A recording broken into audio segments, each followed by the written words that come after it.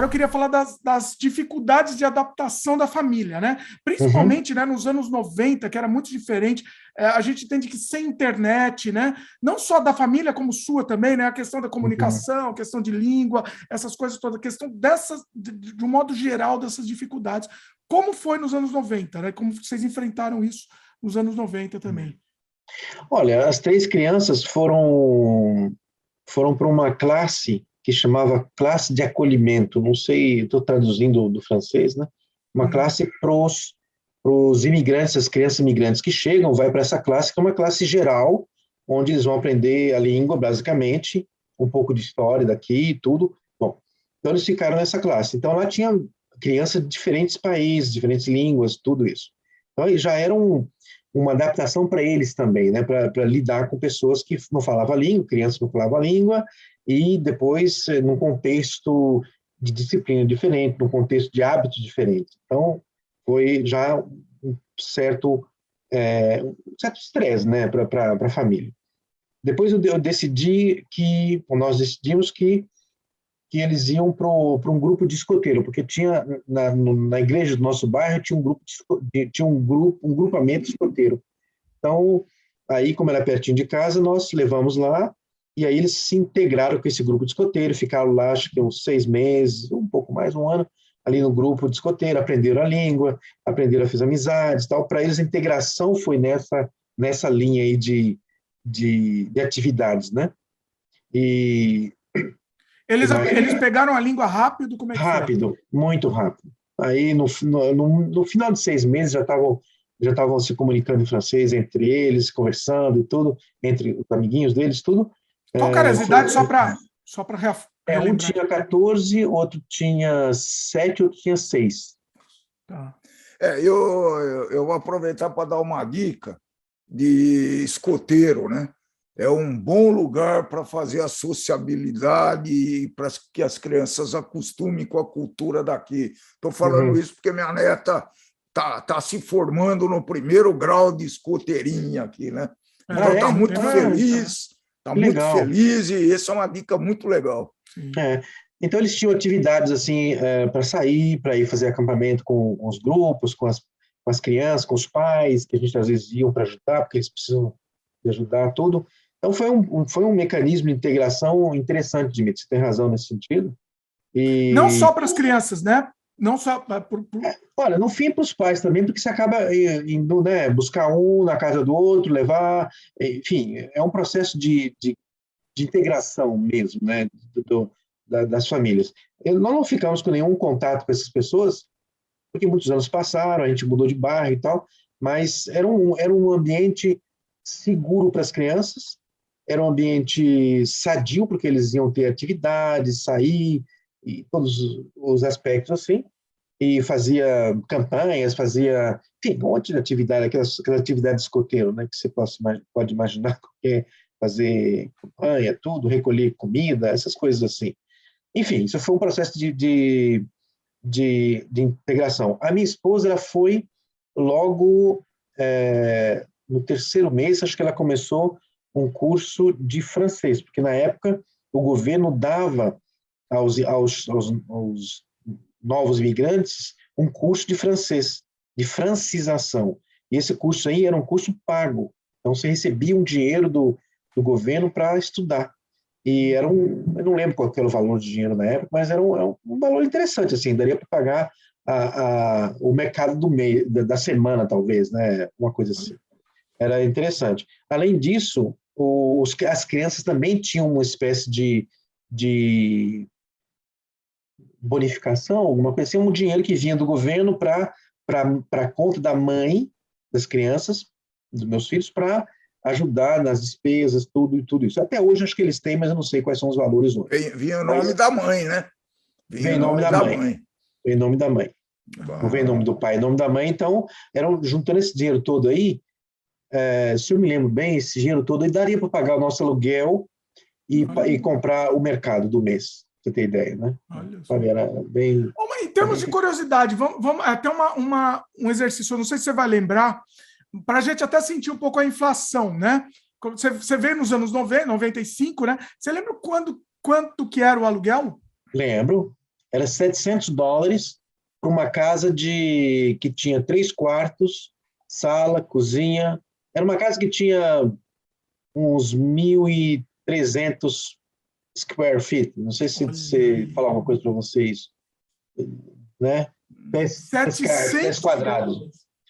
$700. Olha. $700. Na época era isso aí. Agora, o mais interessante é que já que você tocou nesse assunto, o proprietário, quando nós estávamos lá, no final do nosso contrato, o proprietário do imóvel, que era um triplex, você tinha, era como se fosse um sobrado com três moradias, né? 3 andares, né? O térreo e mais 2 andares. Cada um morando em um andar. E um andar, né? Então, o proprietário, na época, ele decidiu vender. Aí, como eu era locatário, ele falou assim, olha, ele veio lá, faz parte das leis aqui, falou assim, você quer comprar? Eu estou vendendo o imóvel e tal. Eu falei, bom, deixa eu ver como é que é. Eu falei, olha, o preço é $153 mil. Não fala isso, Raul, não fala isso, não. Que é isso? Esse imóvel hoje, no local onde está, ele não sai por menos de $2 milhões. Nossa, agora doeu, essa doeu, hein? Olha. Mas, sabe, a gente não sabia se ia ficar, a gente não sabia se o futuro para a gente era bem incerto, assim, sabe? A gente não sabia como é que ia ser, né? Então, mas... Não dá para prever, né? Não, possível. Não, e com a possibilidade de alugar 2 andares ainda, hein? De aluga. Você ainda morava em um, alugava os outros 2. Exato, né? Exatamente. O cara veio aqui fazer... Para você ter ideia, o meu salário foi $37.500 naquela empresa que eu tive aquele contrato. Para um imóvel que está pedindo $153 mil, não era, dá para você fazer a relação aí, né? Agora, né, não sei como é que é o mercado de imóveis aí onde você mora, mas dá para você ver que era bem baixo aqui no Quebec, né? Montreal. Não, é inacreditável. É a vida. Passou. É bom nem pensar muito nisso. Nem pensa. Vamos para frente. Que agora já foi, né? A vida. Eu também passei por umas dessas também, então não posso falar muito. Bom, questão das dificuldades de adaptação, né? Voltando ao assunto, você já falou da língua, a língua foi relativamente tranquila, né? A questão de contato com outros imigrantes. Isso daí não tinha também muito. Olha, tinha muitos imigrantes aqui, mas a gente tem um contato, por exemplo, a minha esposa teve contato lá onde ela fez o francês. Acho que tinha uma família, tinha um casal brasileiro lá onde ela estava, mas você chega num ambiente multicultural, onde as pessoas falam línguas completamente diferentes, onde as pessoas têm hábitos culturais diferentes, hábitos culinários diferentes. Quer dizer, fica longe de uma conexão, de você conectar com essas pessoas, entendeu? Porque você entende? Muitas coisas diferentes. E, além disso, depende muito da pessoa, de como a pessoa vê esse contato com culturas diferentes. Tem pessoas que têm mais facilidades, outros têm menos facilidades de fazer esse tipo de conexão. Enfim, mas as dificuldades ligadas um pouco assim à minha esposa, está muito ligado, por exemplo, à saudade do Brasil, à falta das revistas que lia no Brasil, à falta de uma parte da família, à falta das conexões que você tem no Brasil, isso aí, da noite para o dia, você perde tudo, né? Então, por exemplo, parece brincadeira hoje, mas, por exemplo, a novela no Brasil naquela época, nos anos 90, era um fator de diversão, você olhava aquilo, né? O Jornal Nacional, não sei se ainda tem ainda, mas essas coisas que a gente olhava lá no Brasil. E era uma agregação, né? Um fator de agregação até de todo mundo, né? Todo mundo falava daquele assunto, né? Exato, Então, hoje, isso aí faltou enormemente. Então, para tentar minimizar um pouco esse impacto, eu fui lá, tentei achar a assinatura da revista Veja na época, Veja, a revista Cláudia na época, fazer a assinatura, mas aí demorava para vir, porque era via correio, aquela coisa demorada. Então, enfim, são todas as outros aspectos também que dificultaram a integração, por exemplo, você conhecer o que você vai comprar no mercado, sabe? Esse feijão, aqui tem, sei lá, deve ter uma dúzia de diferentes tipos de feijão aqui quando você vai no mercado. Arroz, sabe? Qual que você vai comprar? Qual que tem o mesmo gosto? Qual que não tem? Percebe? Tem uma porção de coisas que fazem com que mina a sua estrutura para se adaptar, entendeu? Então, isso foram algumas dificuldades de adaptação da família, esses aí. E a questão do clima? O clima foi... Como é que foi para vocês? Foi tranquilo? Olha, a primeira vez que caiu neve aqui, a gente viu a neve cair, foi dia 16 de outubro daquele ano. Então, foi assim, uma experiência, assim, para você ter ideia, a gente estava lá na nossa casa, depois começou a cair aqueles flocos de neve, e eu já tinha visto a neve cair lá na França e tal, mas quando começou a cair a neve, os meus filhos saíram correndo de casa, assim, sabe? Todo mundo correndo da rua, a neve gritando, Lógico, e aquela alegria, assim, tal, aquela coisa, saímos assim fora, tinha um quintalzinho no fundo, todo mundo olhando, assim, aquela alegria, né? Aí a vizinha do lado olhou e falou assim, vocês não são daqui, né? Não. Vocês se preparem que vai ter mais neve aqui. Segura a felicidade. A gente não sabia o que ela estava falando, sabe? O que era neve. Mas... A mim foi a mesma coisa, só que não tinha filhos na época. E foi que eu e a Fabiana saindo que nem os malucos gritando na neve também. Mesma coisa, só que só os adultos. Que lindo! É mágico, né? É um momento assim mágico, ver aquela coisa assim que a gente não está acostumado no Brasil, enfim, mas foi essa experiência aí.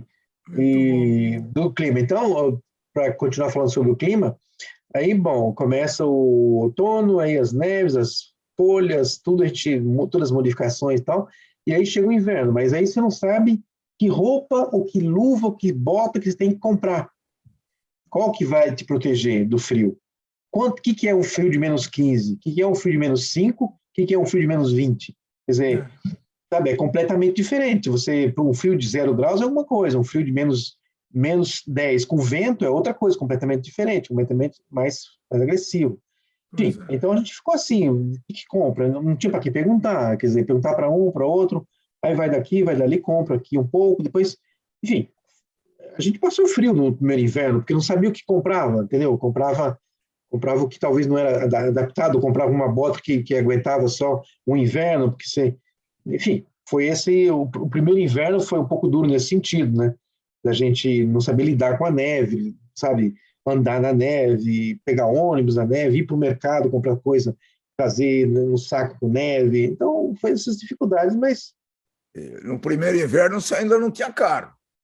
Não, a gente só foi ter carro no segundo inverno, porque a gente estava ainda naquela fase de ir para o trabalho, né? O trabalho foi 6 meses depois. Então, aí, quando o trabalho veio, que tem o trabalho, aí falou, bom, vamos ver se a gente acha um carro, então. Aí apareceu um brasileiro. O compatriota falou assim, olha, tem um carro aí, se quiser comprar, meu carro aí, estou voltando para o Brasil. Eu falei, ok. Era um Cavalier, um Chevrolet Cavalier 88. E aí, eu paguei $800 naquele carro. Hoje ele valeria, assim, se fosse na época de hoje, valeria, assim, uns $100. Nossa Senhora. Beleza. Você vê que coisa, né? A casa... Então, proporção... Não, também, tá certo. Proporcionalmente. Entendi. Entendeu? Que caiu o preço. É lógico, né? Tá lá, tá certo. Então, foi assim, né? Foi esse... aí o carro, né? Tudo. Aí depois, coisas banais... Hoje é banal pra gente, mas, tipo assim, o teu carro tá no verão, o que você põe no radiador? Nesse carro, na época, tinha radiador que você abria e punha água, né? No verão, o que você põe no radiador? Água. Tá acostumado, né? No inverno, o que você põe no radiador? Não pode pôr água. Então, no primeiro inverno nosso, quando baixou a temperatura para menos 10, o carro simplesmente explodiu o radiador, porque congelou tudo, né? Congelou. Era para ser colocado fluido para o radiador, né? Então, a gente estava andando, deu aquele estourou aquela mangueira que vai... Aquela mangueira de plástica que vai... de borracha que vai ligar o radiador ao bloco, né? Do motor. Ao bloco do motor. Então estourou aquilo, aí foi ver, chamei o cara para ver, tá, assim, você colocou o que aí dentro desse radiador? Eu falei assim, água. Caramba, olha. Você não é daqui, né? Eu falei, não, dá para ver. Olha, aí trocou a mangueira e, sabe, coisas que hoje é uma coisa banal, né? É uma coisa perto do ridículo você passar por uma situação dessa. Mas a gente passou situações que você não conhecia, né? Você não sabe, né? Não tem preparo para isso, não adianta. Até sabe, mas não se ligou, né? A gente brasileiro não sabe disso. Não dá. Tinha que sabe esvaziar. congela. Tinha que não colocar essa água, tinha que colocar o fluido de radiador ao invés de colocar água, simplesmente. Então a gente até sabe, como você falou, mas não vem, né, na ideia isso aí. Mas é isso. Tentou. Ainda falando de clima, hoje em dia, depois de quantos anos você já está aí? Vai para 27. 27, nossa, olha isso, impressionante. Depois de 27 anos, assim, o clima ainda é um empecilho para vocês? Como é que é? Olha, eu diria que o clima não mudou muita coisa, sabe? Os invernos são rigorosos também, tudo.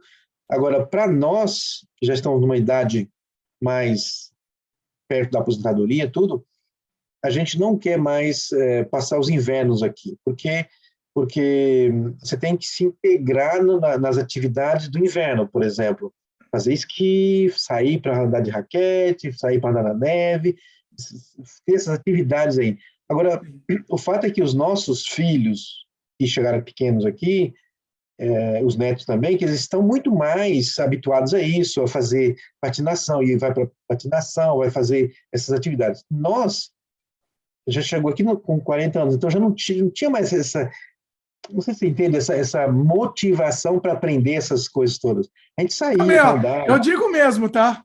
Eu também estamos aí também. Entendeu? High five aqui. Então, foi isso. Agora, como te falei, agora nos últimos anos, esse que é o terceiro ano, que a gente já decidiu não passar mais os invernos aqui. Quer dizer, isso aí tem uma grande maioria de quebequenses, né, aqui da nossa província, que vão, acho que são 100 mil por ano, sabe? Que saem daqui e vão para a Flórida, para passar o inverno lá. São geralmente pessoas que estão aposentadas ou na última situação que a gente está vivendo, pode trabalhar à distância, tudo isso. Então, nós estamos, nosso objetivo é realmente não passar mais os invernos aqui, sobretudo o mês de janeiro, fevereiro, meados de dezembro, já fez esses 3 meses mais duros do inverno. Não precisa, né? Não precisa. Você tem a possibilidade de passar em outro lugar, depois volta, enfim. É uma praticidade. Muito legal essa entrevista. A gente selecionou esse trecho específico sobre esse assunto, né? Mas lembrando que essa entrevista está disponível na íntegra para os membros do canal Canadá Diário. É uma entrevista muito maior, que a gente fala sobre outros assuntos também. A gente está utilizando esse sistema de membros justamente para poder criar um conteúdo mais completo, né? Mais detalhado, que normalmente aqui no canal a gente não pode fazer. Então vale a pena dar uma olhada na playlist sem compromisso, e conteúdo novo também é adicionado periodicamente. Além de você receber esse conteúdo exclusivo, você ainda ajuda a gente a continuar produzindo material aqui para o canal. É isso. Espero que vocês tenham gostado do vídeo. Dá um like aí pra gente, se inscreve no canal se ainda não é inscrito e clica no sininho de notificação para sempre receber as novidades aqui do canal. Valeu, pessoal, e até a próxima.